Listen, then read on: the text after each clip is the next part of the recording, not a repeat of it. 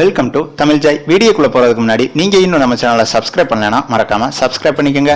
கூடவே அந்த பெல் பட்டனை அழுத்தி அப்டேட்டுகளை உடனுக்குடன் பெறுங்கள். நான் ஓய்வு பெறவும் தயாராக இருக்கிறேன். 70 வருட சாதனை வெற்றிக்கு பின் பேசிய விராட் கோலி அதிரடி கருத்து. அவர் என்ன பேசினார்னு விரிவாக பார்ப்போம் வாங்க.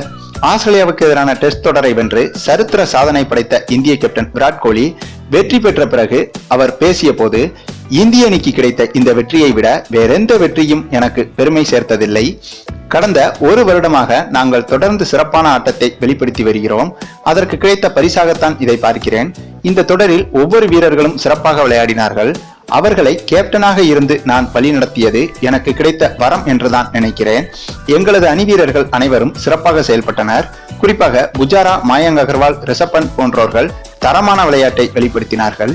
இந்த வெற்றி எங்களது ஒட்டுமொத்த வீரர்களின் உழைப்புக்கு கிடைத்த வெற்றிதான் என்று பேசிவிட்டு, அது மட்டும் இல்லாமல் இந்த வெற்றி குறித்து ஒரே வார்த்தையில் சொல்ல வேண்டுமென்றால், நான் கேப்டனாக கர்வம் கொள்ளவும், கிரிக்கெட்டில் எனக்கு கிடைத்த நிறைவான வெற்றியாகவும், இனிமேல் நான் கிரிக்கெட்டே விளையாட முடியாத சூழ்நிலை ஏற்பட்டாலும் கூட எனக்கு கவலையே கிடையாது என்று ரொம்பவும் நெகிழ்ச்சியாகவும் பேசியிருந்தார் விராட் கோலி.